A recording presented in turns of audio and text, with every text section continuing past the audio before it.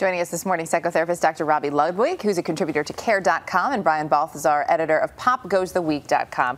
Good to have both of you with us this morning. Thank you. So we heard from a few folks there, but Robi, tell us, newlyweds we're seeing getting older, and I think we even have some of the numbers we're going to throw up on the screen just to show you how much older people are as they're getting married now.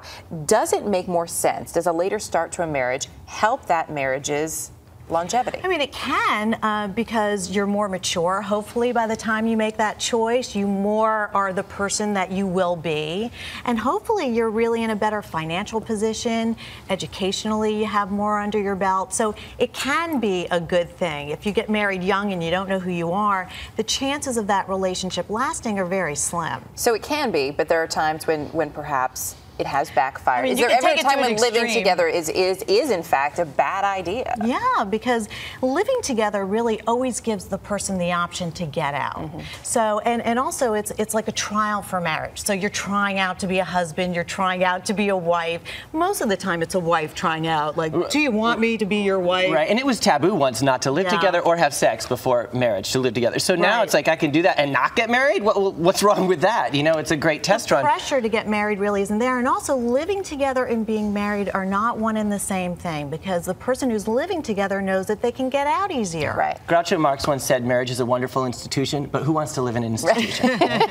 And you bring up a good point, because marriage for a lot of people, or some people, doesn't always mean a positive thing. For certain people, it means that it can make your relationship bad in some way, or ugly, or it can even signify death to certain people. Yeah, and you know, this is a lot of people in this generation, their parents got divorced, their friends' parents got divorced, so they're like, why do I want to put myself through that? If I know I love my partner, then why do I need a piece of paper to prove it and spend a lot of money to get married? There are also, you talk about people coming from broken homes or having dealt with this in the past, even if it wasn't their own home. But there are also these beautiful depictions of marriage that we see all the time on TV and in movies.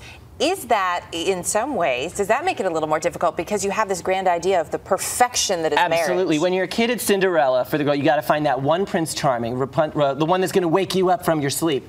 And nowadays, Twilight's a great example. There's this love that we just met, we barely know each other, and yet somehow we can overcome everything. I know you want to suck my blood and possibly eat my flesh, but Twilight, you're the one for me. And that's supposed to happen after divorce. But it's true, this notion of a soulmate can actually be damaging, because people compare their real relationship, which has problems, difficulties, and challenges, to this idea of what love is supposed to be. And we don't really talk about what relationships are supposed to be. You compare reality to fantasy, and that can be quite dangerous for your relationship. In the movie, they can overcome every obstacle. In real life, you just find them annoying because of the way they brush their teeth, or the way where they put their clothes. As you said, and then it gives you that chance to get out. There are other reasons, though, too. Higher education. Yeah. People are working longer. People are waiting longer to start a family. Is there anything wrong with that in terms of those reasons to wait? Absolutely, and we are in this instant update society. I don't know what I'm going to have for dinner tomorrow, let alone what I'm doing a week or a year from now. People used to stay at the same job for 20 years. Now that never happens. People are thinking, a marriage forever?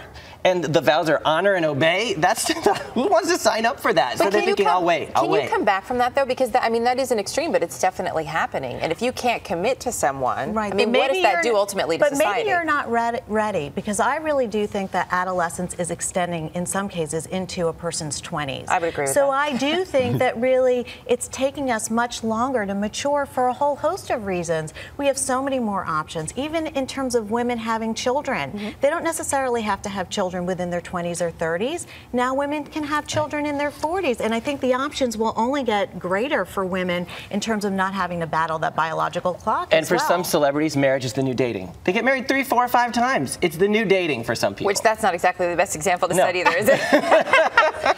Really some new ideas about it. Great to have you both with us this morning. Thank you. A lot happens early on The Early Show, weekday mornings on CBS.